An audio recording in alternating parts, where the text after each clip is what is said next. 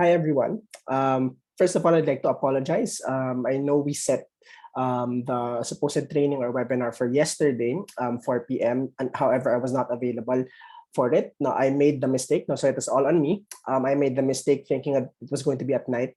4 p.m. pala siya. So wala namang miscommunication na nagkamali lang talaga ako. So I apologize to everyone who made the time. Tapos hindi tayo natuloy. So sincerely apologize for that. So we'll just reschedule it na lang. But in the meantime, I know that questions came up.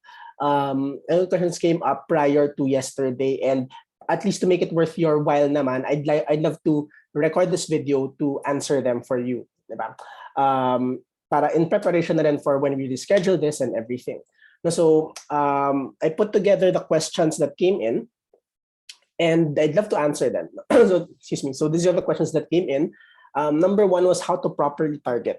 And based on the questions pala that came up, I realized na everyone has different knowledge when it comes to Facebook ads. So I'll just answer them as in order that they came to me and all. So para lang we're able to answer them. So how to properly target. Before we even get to Facebook ads, dito pumapasok yung, this is where it's very important that you know who your ideal target audiences are. I always say that the moment that you say that it's everyone, or you answer broad terms like, for advisors, breadwinners, that's very broad, parents, entrepreneurs. These things, yes, it allows you to be as specific, but it would be very helpful to be more specific.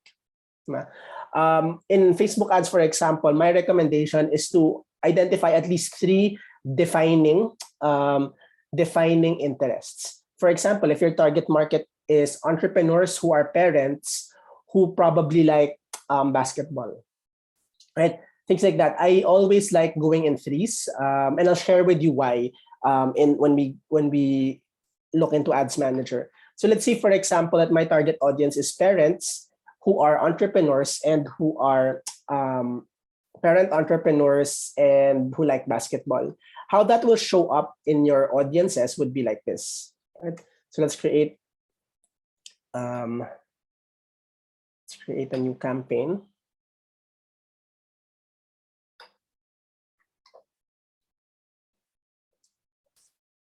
We'll go to the ad set so we can do yung targeting.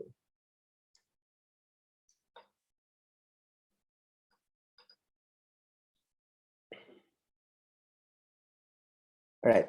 So this is where we will define our audience.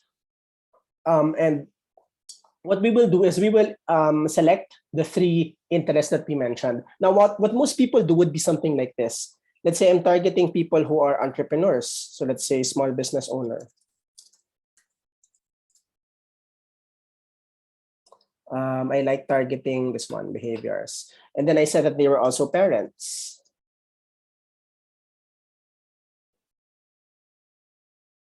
And then I also said that they like basketball. This is what most people do when they define their audiences based on that. Now, this is wrong. I did this, I demoed this so you know that this is not the proper way to do it. And if you're doing it like this, wherein all your interests, if they're completely different, are all in one box, that's not going to be accurate. Why? Because if you'll notice here, no,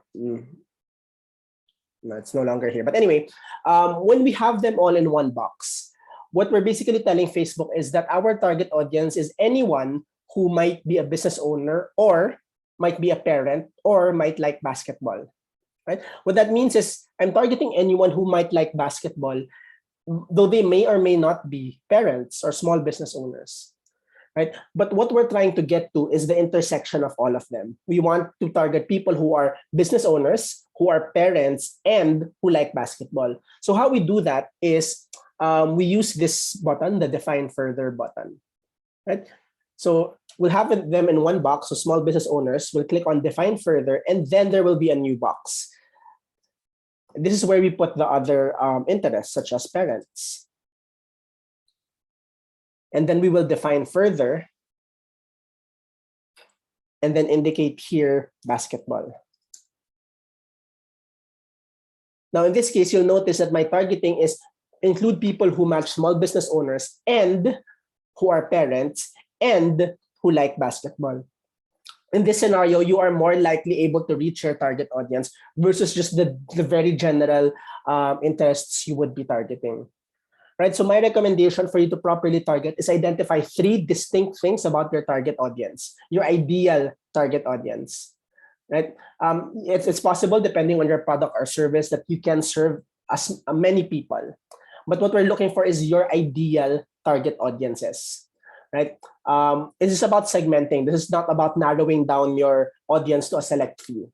It's about segmenting your targets so that you can create specific messaging for them. Right? So I hope that made sense. Please feel free to ask any follow-up, if any. How effective are catalog ads versus usual Facebook ads? This would really talk about our campaign objectives. Now, so I'm guessing you're asking about catalog sales or any other type of objective. Now, generally, my recommendation is that you test. It's always best to test. But when we're picking campaign objectives, whether it's catalog sales or whatever, conversions, traffic, what's very important here is that you're clear on your objective. Why are you running ads? Are you running ads to create sales? Are you running ads to have leads or messages? Are you running ads just for people to watch your video? Whatever your objective might be, you need to align it with whatever you select here. Because what you select here, Facebook will deliver your ads to people who will likely take that action. For example, if you select conversions, you are telling Facebook to optimize your ads for a specific conversion, whether it's to sign up to become a lead, to purchase, to add to cart, and things like that.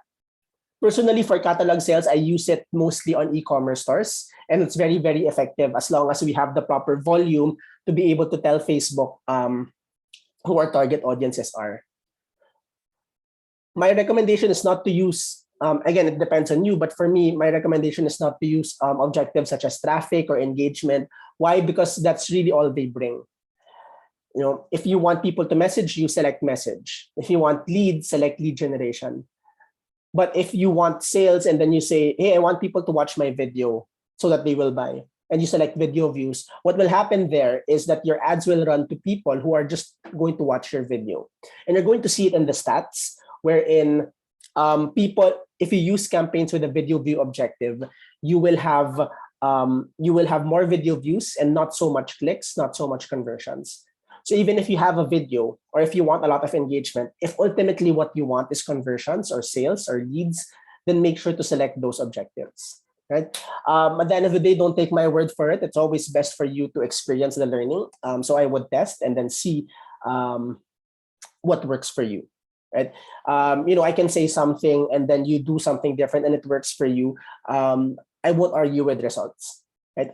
I've gone and recommended a lot of things to some people, and some of them came back saying that they did the opposite and they found it successful. Right? And I wouldn't argue. Right? I would answer based on my own knowledge and experience, but I will never argue with actual results. Right? How to optimize ad? It's how to optimize ads. It depends on what the context of the question is, but basically, my go-to answer here is if you're using conversions objectives, then you just keep feeding Facebook. Just keep feeding Facebook more conversions because Facebook will start to learn about your target audience, and in itself, it will optimize already. Optimization and campaign management basically are the same as well. Being able to make the most out of your ad spend. So what I would recommend here is really knowing your benchmarks and knowing your stats in terms of conversion rate. Because of course, if you have 2 ads running and one is performing better than the other, then it's time to turn off the other ad. Right? But you would only really know that if you look at it objectively by looking at your numbers. The specific numbers that we look at would include click-through rates, conversion rates. Not so much in terms of cost per lead or cost per purchase, because cost has a lot of factors in it that are outside of our control. But when we talk about conversion rates, a lot of those are performance metrics which we can influence. How to create an ad? We can do a very, very quick demo here. But of course, it's fast for me because I've been doing this for like 7 years already. But take your time, and then this is really, it takes practice. If you're just starting, please feel free to just take your time and explore because it's free. It's free to create your campaign. The only time you pay is when your ad starts to run. Right. So most of the time, I use conversions. But if you don't have a website, you can select messages. So I'll do a very quick demo here wherein I'll use messages as my objective. I'll click on next. You'll select the budget, which is really up to you. You can, let's say, 100 pesos a day. And let's say I did my targeting already. So you may want to review that video if you want to learn more about targeting. Placements is basically where on Facebook your ad will appear. You can make automatic, or what I usually do is to just run on the Facebook newsfeed. If you have Instagram, you can connect it as well. So Facebook newsfeed, that's fine. We'll click on next. So make sure to select your Facebook page.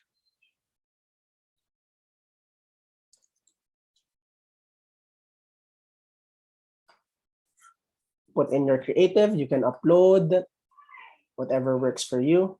So I'll use an old picture of mine. You can also check out my YouTube, Julian Cañita. I have a lot of 5-minute walkthroughs there. Quick ad campaigns that you can set up.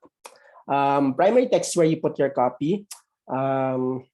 Check out my bag of Facebook ads tools, which help any advertiser cut down their ad campaign creation and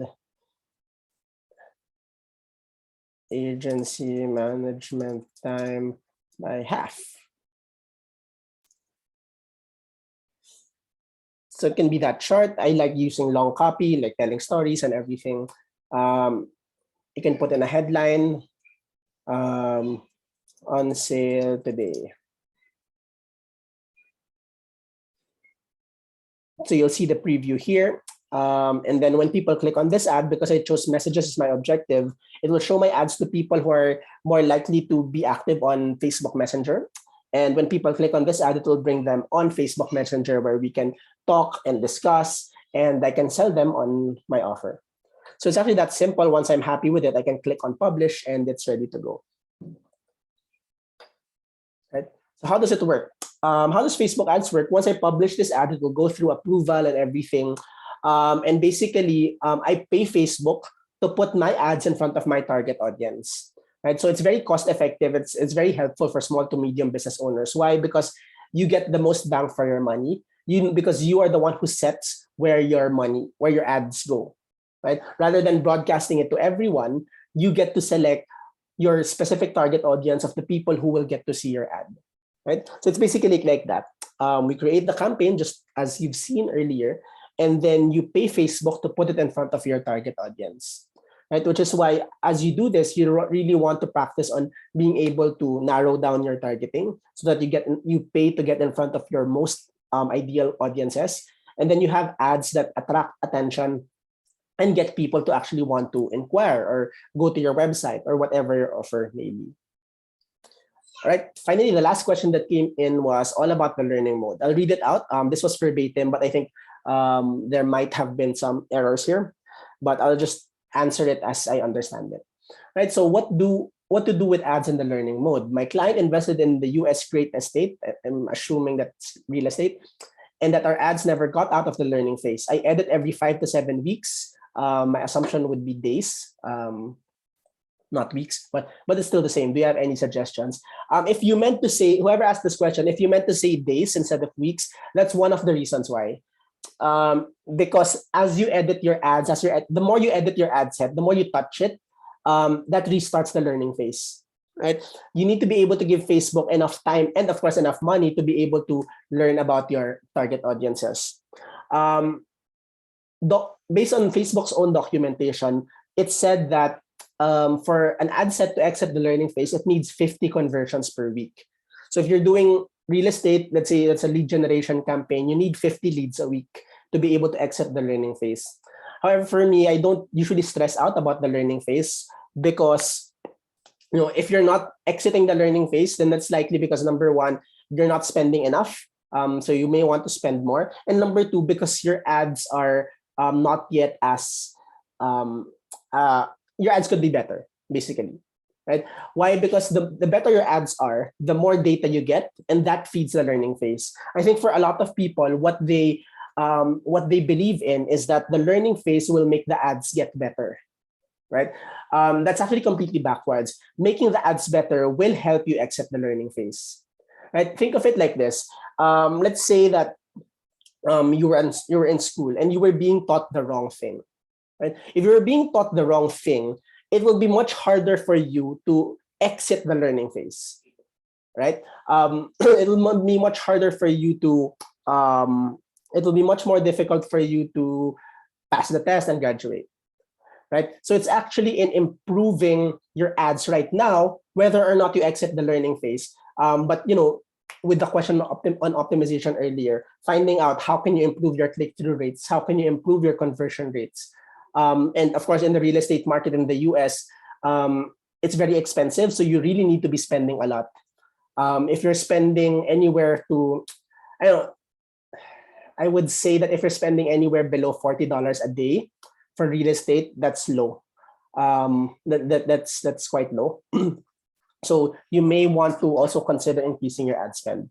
So increasing your ad spend and improving your ads performance, those would both contribute to exit the learning phase or the learning mode. But at the end of the day, for me, I don't like stress. I don't feel the need to stress out whether or not it's in the learning phase or not. I've ran campaigns wherein we never exited the learning phase, but we had a profitable campaign. So it's not a big issue. All right, it's not a big issue to if your ads are still in learning mode. What's important is that you focus on your numbers, on your metrics, and let that dictate how you will improve your campaigns. All right. So thank you for your questions. Again, I apologize for the confusion from yesterday. I know a lot of you took the time out to be able to be there, but I was not there. So I sincerely apologize for that. And I believe we will be rescheduling it and I'll make sure that I will be available during that time already. So thank you. I hope this helped, and I'd love to learn more about whatever questions you have following this this short video. Right? Thank you and have a great day. Bye-bye.